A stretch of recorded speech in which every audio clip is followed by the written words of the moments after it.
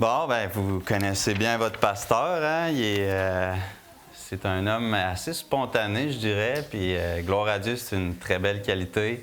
Il m'appelle vendredi, il me demande j'aurais une mission pour toi, que tu viennes partager, là, c'est quoi, là, Jésus ton trésor, et à l'inverse, là, pourquoi je suis le trésor de Jésus, tout ça.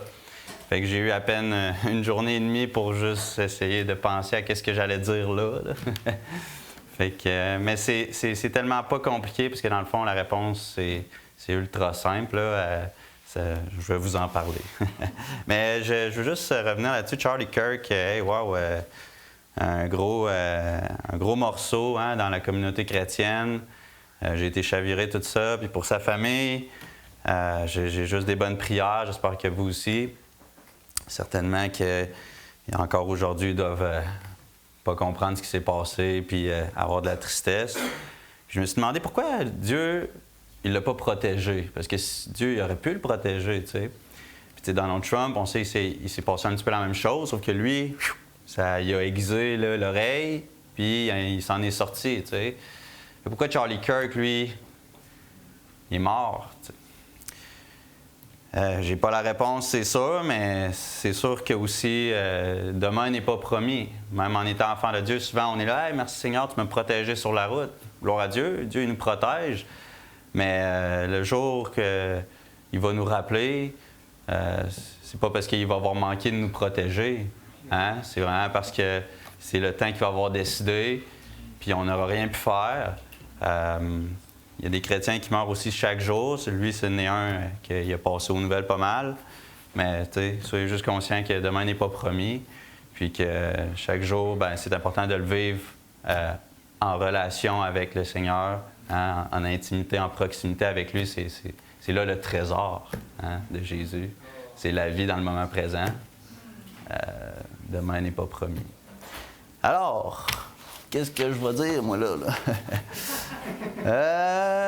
Bon. Être le trésor de Jésus et Jésus mon trésor, c'est simple. Comme qu'on parlait avec Guillaume hier, on a lu le verset 2 Corinthiens 11.3. « Je crains que vos pensées ne se corrompent et ne se détournent de la simplicité à l'égard de Christ. » La simplicité à l'égard de Christ. On a un frère à notre église, Louis Landry, en ce moment, il vit des situations. Pour lui, clairement, que la simplicité à l'égard de Christ, c'est pas le cas. Okay? En ce moment, il vit des difficultés. C'est pour ça qu'on l'aide, qu'on est là, puis qu'on essaie de juste le ramener à la simplicité. Pour vous, là, je veux essayer de participer un peu avec vous. La simplicité dans votre relation avec Jésus, ça pourrait vouloir dire quoi? C'est quoi un petit peu la simplicité? Oui? Ben, je peux juste parler directement à moi. Ah, OK, ouais. Ben, à Dieu, là, je veux dire. Ouais, ouais. J'ai pas besoin de formuler particulièrement quelque chose, je sais qu'il m'entend tout le temps. Amen. Ben, je pense que là-dessus, ça vient aussi avec l'authenticité, c'est de ne pas avoir peur de répandre son cœur devant Dieu, comme on voit David le faire dans les psaumes, d'avoir peur de dire les vraies choses à Dieu par rapport à comment notre cœur est, même si des fois c'est pas beau, Dieu connaît notre cœur, fait que de juste se donner à Dieu, puis simplement y donner notre cœur. Guillaume? Tu sais, ben là, le contexte dans le Corinthien aussi, c'est pas avec tous des rituels complexes qu'on a besoin de faire, c'est la foi, de juste vivre par la foi qu'avec Dieu, regarde Dieu, je sais que c'est toi qui es au contrôle, je sais que tu fais ça dans ton amour, puis ça remet toujours à la personne de Dieu que, dans le fond, c'est pas compliqué, là. Dieu, tu m'aimes, tu es souverain, puis je comprends pas tout, mais c'est pas grave parce que je suis dans tes bons soins, tu sais. Parce que des fois, les pensées, ça se corrompt avec mon... On met ça compliqué. Ouais. Dieu veut qu'on garde ça. C'est ça, hein? Dieu a fait l'homme droit et il a cherché beaucoup de détours. Ouais. Mylène? C'est comme je faisais le psaume 23, je le ramène tout le temps à Mélanie, le psaume 23, c'est justement la simplicité devant Dieu. Dieu il dit que c'est notre bon berger, puis qu'on ne manquera de rien. Il y a une sœur dans le Seigneur qui avait défini chaque phrase, puis j'ai trouvé ça bon. Elle était là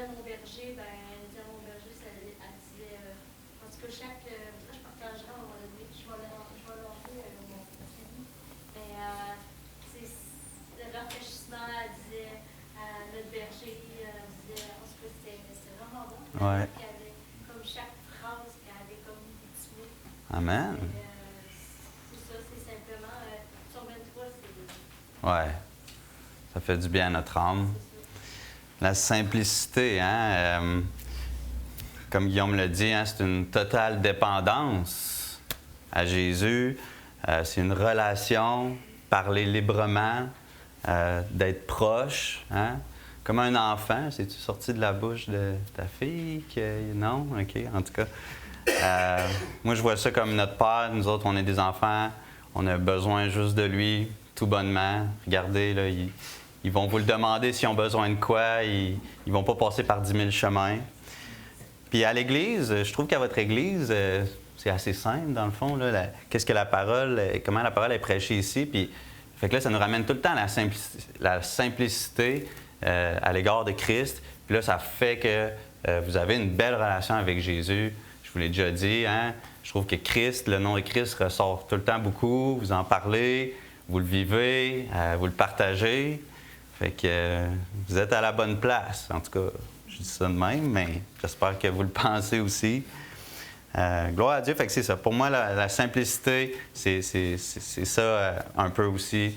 Jésus, mon trésor. Puis la proximité. On va lire ensemble Deutéronome 30, au verset 10 à 16. Puis j'aimerais des bons lecteurs. Peut-être un verset chaque. Guillaume, Gabriel, Dave, Nathanaël, son frère, puis Sébastien. 6 versets. C'était quoi le chapitre? 30, Deutéronome 10 à 16. C'est qui t'a dit de commencer? On va dire Gabriel, Guillaume, Dave, les frères, puis Sébastien. Deutéronome 30, verset 10. Lorsque tu obéiras à la voix de l'Éternel, ton Dieu, en observant ses commandements et ses ordres écrits dans ce livre de la loi, lorsque tu reviendras à l'Éternel, ton Dieu, de tout ton cœur et de toute ton âme. Ce commandement que je te prescris aujourd'hui n'est certainement point au-dessus de tes forces et hors de ta portée. Il n'est pas dans le ciel pour que tu dises qui montera pour nous au ciel et ira nous le chercher, qui nous le fera entendre afin que nous le mettions en pratique. Il n'est pas de l'autre côté de la mer pour que tu dises, tu passeras pour nous de l'autre côté de la mer et nous l'ira chercher, qui nous le fera entendre afin que nous le mettions en pratique. C'est une chose au contraire qui est tout près de toi, dans ta bouche et dans ton cœur, afin que tu la mettes en pratique. Vois, je mets aujourd'hui devant toi la vie et le bien, la mort et le mal. Car je te prescris aujourd'hui d'aimer l'Éternel ton Dieu, de marcher dans ses voies et d'observer ses commandements, ses lois et ses ordonnances, afin que tu vives et que tu multiplies, et que l'Éternel ton Dieu te bénisse dans le pays dont tu vas entrer en possession. Amen. C'est une chose, au contraire, qui est tout près de toi, dans ta bouche et dans ton cœur. J'ai aimé comme Amélie elle l'a dit, hein, tu peux y parler directement. Est-ce que c'est une chose simple pour vous de penser à Dieu qui est juste à côté de vous? Est-ce que c'est quelque chose de difficile à faire, de s'imaginer que Dieu est là? C'est ça la proximité avec Dieu, c'est qu'il est tout le temps là, peu importe si on est tiède, on est froid, on est chaud, OK? Mais la proximité avec Dieu, pour moi, c'est de toujours me ramener à Jésus, il est là, il est tout près de moi. Si j'ai besoin de quelque chose, je peux lui confier. Fait que la proximité avec Dieu, pour moi, c'est mon trésor. Vous n'êtes pas tout le temps là. J'aurais besoin de mes frères tout le temps, peut-être, mais des fois, je suis tout seul. Mais Dieu, il est tout le temps là, puis il est proche. Puis souvent, on entend dire que dans l'adversité, l'épreuve, c'est là que Dieu est le plus proche. Hein? Après la proximité vient, je trouve, l'accessibilité. Fait que ça, c'est le trésor aussi de Jésus, mon trésor. Je trouve qu'il est accessible. Hein? On a accès aux lieux très saints. si vous voulez venir avec moi dans le psaume 139, on va faire encore une lecture. Rappelez-vous que Jésus avait dit, « Je suis avec vous tous les jours jusqu'à la fin du monde. » Tous les jours, on ne manquera jamais de sa présence puis d'opportunités pour aller vers lui. Alors, on était rendu à Mylène. Après ça, il pourrait avoir Mélanie. T'as-tu ta Bible? Oui. OK. Vous allez commencer en lisant le verset 1. On va se rendre jusqu'au verset 18. Fait qu'au pire, lisez 2 versets, OK? Ouais. Après, Cindy, toi, c'est quoi, donc? Roger. Christophe. On peut sauter. Fait qu'on va lire psaume 139, Mylène. Ô chef des chants de David, psaume. Éternel, tu me sondes et tu me connais. Tu sais quand je m'assis et quand je me lève. Tu pénètres de loin ma pensée. Tu sais que je marche et quand je me couche, et tu pénètres toutes mes voies. Car la parole n'est pas sur ma langue, que déjà, ô Éternel, tu la connais entièrement. Tu m'entoures par derrière et par devant, et tu mets ta main sur moi. Non, c'est le tour de Cindy. Une science aussi merveilleuse est au-dessus de ma portée. Elle est trop élevée pour que je puisse la saisir. Où irai-je loin de ton esprit et où fuirai-je loin de ta pratique? Si je monte aux cieux, tu y es. Si je me couche au séjour des morts, t'y voilà. Si je prends les ailes de l'aurore et que j'aille habiter à l'extrémité de la mer, Christ. Si ta main me conduira et ta droite me saisira. Si je dis, au moins les ténèbres me couvriront, la nuit devient lumière autour de moi. Les ténèbres même ne sont pas obscures pour toi, et la nuit resplendit comme le jour. Les ténèbres sont comme la lumière. Car c'est toi qui as formé mes mains, qui m'as façonné dans le sein de ma mère. Je te loue. Je continue. Oui, vas-y, Geneviève. Je te loue ce que je suis, une créature si merveilleuse. Tes œuvres sont admirables et mon âme le reconnaît bien. Mon corps n'était point caché devant toi lorsque j'ai été fait dans un lieu secret, tissé dans les profondeurs de la tombe. Quand je n'étais qu'une masse informe, tes yeux me voyaient, et sur ton livre étaient tous inscrits les jours qui m'étaient destinés avant qu'aucun d'eux n'existe. Que tes pensées, ô Dieu, me semblent impénétrables, que le nombre en est grand. Si je les compte, elles sont plus nombreuses que les grains de sable. Je m'éveille et je suis encore avec toi. Ô Dieu, puisses-tu... C'est beau. Sébastien m'avait dit que vous lisez la parole le matin, le dimanche, puis vous priez à la lumière des Écritures. J'avais jamais entendu ça, que ça se faisait dans les églises. Est-ce que c'est... On n'a pas le droit? Non, c'est pas... Oh non! On s'est repris, on s'est trompé tout ça. J'ai mis sous Mais c'est tellement... Avec la parole de Dieu. Ouais. Wow. Hey, quand il m'a dit ça, j'ai fait, attends un peu, là. C'est logique, puis ça rapproche tellement nos prières de qu'est-ce que Dieu, justement, aime entendre. Puis nous autres aussi, nos cœurs, ils sont plus légers dans la prière. Et ça a plus de substance si on lit la parole de Dieu, puis après on prie. Puis, en tout cas, j'ai vraiment aimé ton témoignage là-dessus. Puis, par rapport à ce qu'on vient de lire, la culpabilité, la honte, le remords, vous savez, ces choses-là, c'est des choses qui nous empêchent des fois d'aller à Dieu parce qu'on a honte. Hein? On a déçu notre Seigneur, puis on pense qu'on n'est pas digne de peut-être aller vers lui parce que justement on l'a trahi. Hein? Satan est bon pour justement accuser. Nous, les enfants de Dieu, comment il s'y prend?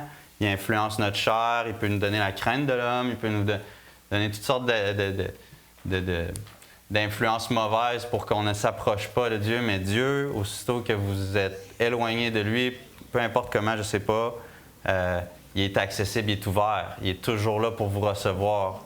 Si vous péchez, la première chose qu'il faut faire, c'est courir au Seigneur. C'est pour ça que Jésus, c'est mon trésor.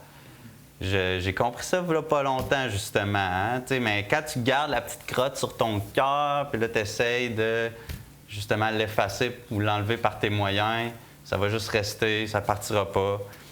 Aussitôt qu'il y a un doute, une inquiétude, une peur, un remords, tout ça, Jésus a les bras grands ouverts.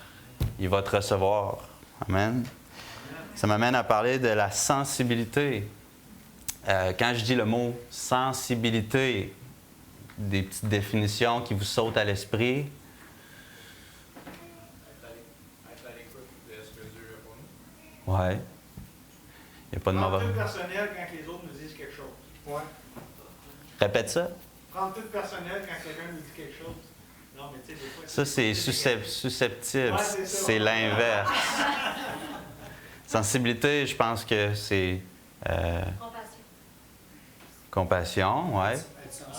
Empathie. Être sensible aux autres. Être sensible à ce que Dieu nous dit aussi. Oui, excellent, oui. Est-ce que votre mère vous a déjà dit toi, Dave, quand tu étais petit, peut-être, t'es sensible, ou Gabriel, tu sais. Est-ce que ça vous est déjà arrivé de vous faire dire ça par vos parents? Toi. Juste quoi? Pas juste nos parents. Pas juste vos parents, ok, ouais. Puis en tant que gars, se faire dire que hey, t'es sensible, ça fait quasiment tu sais, je suis trop. Ouais, c'est ça. Je suis pas un homme, je suis trop doux, pas assez tu sais, stuff, c'est ça. Pas assez insensible, justement. Mais pourquoi Jésus, c'est mon trésor? C'est parce que, justement, on est tous très sensibles. Quand vous avez été régénérés, il vous a été donné un nouveau cœur. La référence, c'est Ézéchiel 36, 26. « Je vous donnerai un cœur nouveau et je mettrai en vous un esprit nouveau. J'ôterai de votre corps le cœur de pierre et je vous donnerai un cœur de chair. » Certainement qu'avant d'être sauvé, vous le savez, vous étiez peut-être plus insensible au spirituel. C'est-tu vrai? Ouais. Puis maintenant, on est sensible à l'éternité. Hein? On est sensible à peut-être quelqu'un qui souffre, un prochain, tout ça.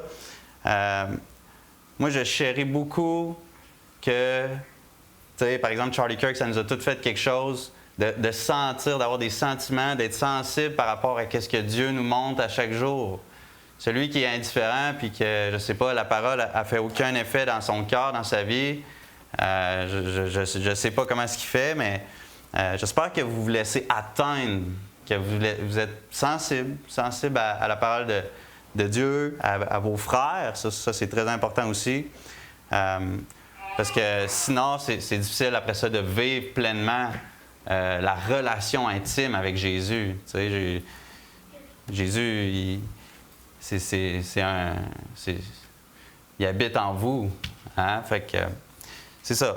Je voulais juste dire que la sensibilité, c'est une bonne chose. C'est la capacité d'un chrétien à percevoir, à comprendre et à réagir aux directions du Saint-Esprit, comme Sébastien l'a bien dit. Et puis, sans Jésus, mon trésor, ça amène certainement le bon vieux verset, « Car là où est ton trésor, là aussi sera ton cœur. » Matthieu 6, 21. Hey, je médite encore énormément ce verset-là. Là où est ton trésor, là aussi sera ton cœur. OK? Et dans le fond, qu'est-ce que je valorise le plus dans le monde? Il pourrait y avoir toutes sortes de réponses. Hein? Tu sais, par exemple, je sais que pour un homme marié, clairement que son épouse prend beaucoup de valeur dans sa vie, ses enfants aussi. Mais ça peut pas passer avant la valeur que vous donnez au Seigneur Jésus. Si vous avez été racheté, si vous avez donné votre vie au Seigneur, alors où est votre cœur? Hein? notre cœur, notre cœur sensible. Hein? Est-ce que vous avez... vous sentez votre cœur? Est-ce que vous avez donné de la place à Jésus dans votre cœur? Est-ce que vous comprenez c'est quoi? Où est votre cœur? Pour moi, Jésus, mon trésor, j'essaye, je force pas les choses, mais je sais que mon trésor, c'est lui. Puis à partir de là, lui, il fait un œuvre dans notre vie, mais il faut le placer justement en premier.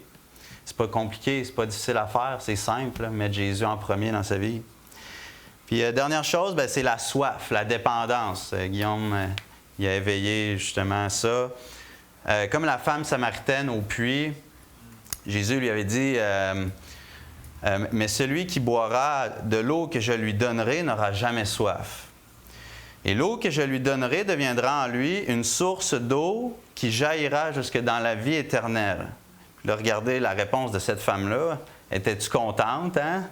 La femme lui dit, « Seigneur, donne-moi cette eau, afin que je n'ai plus soif et que je ne vienne plus puiser ici. » On ne peut rien faire sans Jésus.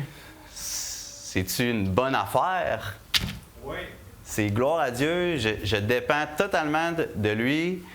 Puis c'est, encore une fois, mon trésor. C'est ça, le trésor, on imagine un trésor avec plein de pièces d'or dedans, là, comme les pirates trouvent. Là.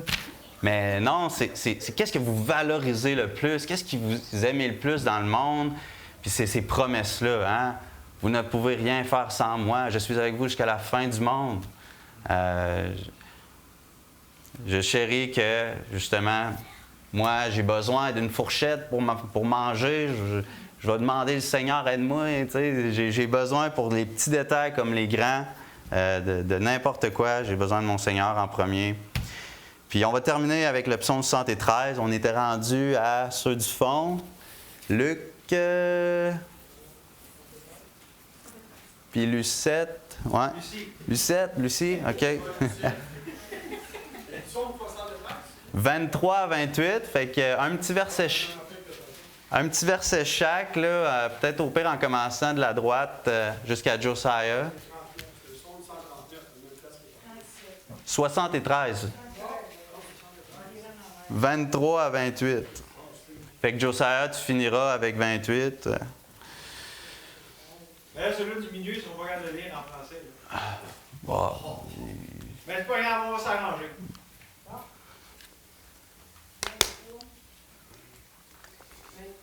Ouais. 23, 28. Cependant, je suis toujours avec toi. Tu m'as saisi la main droite. Juste un verset chef. Ouais. Tu me conduiras par ton conseil, puis tu me recevras dans la gloire. Quel autre ai-je au ciel de toi, sur la terre, et je peux plaisir à cause. Mon cœur et mon cœur peuvent se consumer. Dieu sera toujours le rocher de mon cœur. Amen. On commence à Gabriel? 27-28, ouais. Car voici ceux qui s'éloignent de toi périssent. Tu réduis au silence tous ceux qui te sont infidèles. Pour moi, m'approcher de Dieu, c'est mon bien. Je place mon refuge dans le Seigneur l'Éternel afin de raconter toutes tes œuvres. Voilà. Ouais, ça a bien. Monsieur Côté, ça, c'est les premiers versets que j'ai appris dans ma vie. Fait que voilà. Gardez ça simple. C'est ultra simple avec Jésus. Puis faites-en votre trésor. Mais comment t'es son trésor? Ben là, c'est ça. C'est une autre question que je trouve ça mérite d'élaborer. Mais comment je suis son trésor? Dieu, il n'a pas fait une créature comme nous pour pas avoir de relation avec lui. Justement, il a trouvé que c'était très bon quand il a créé l'homme. Puis, c'est sûr que j'ai besoin encore de méditer cette question-là. Je ne peux pas en parler comme assez bien en ce moment, là, mais pourquoi je suis le trésor de Jésus? Je sais qu'il m'aime. Je m'en tiens à ça. Tout ce qui me vient en tête, c'est Dieu qui est le Père qui dit à son Fils, « Voici celui en qui j'ai mis toute mon affection. » OK? Si tu crois en Jésus, ben, tu vas être aimé du Père. Puis Dieu, vous voyez, en lui en qui j'ai mis toute mon affection, il aime tellement Jésus, son Fils. Il faut se retrouver en Jésus. Puis là, tu vas être le trésor de Dieu. Pour moi, c'est simple comme ça. Je vais répondre pour toi en te rappelant les paroles que tu m'as dit. Vas-y. Parce qu'hier, tu as dit « Hey, Dieu me révèle. » Puis là, tu disais « Comment ça que ça a pris du temps? » Ah ouais. Dans le fond, Dieu se révèle à toi. C'est comme ça que tu es son trésor. Il révèle toute la magnificence de sa personne à ton cœur. Puis là, tu le découvres puis tu fais « Wow! » Ouais. Parce qu'il t'aime. Puis il se donne en cadeau à toi. La vie est vraiment différente. Là. Si on continue à grandir dans le Seigneur, là, il y a des niveaux, je pense, de maturité. On lisait dans 1 Jean 5:2, je pense, là, le jeune homme, l'enfant, puis le vieux. Oui, non, 2:12. Oui, 2:12, Je OK. vous ai écrit, ça commence par père, petits-enfants. Non, pas petits-enfants, jeunes, puis père. C'est de degré de maturité, justement. C'est ça. Plus que tu matures dans la vie chrétienne, c'est sûr que plus que tu es heureux, puis plus que c'est facile. Amen! Voilà. Merci, brother. Gloire à Dieu. Amen. Merci beaucoup.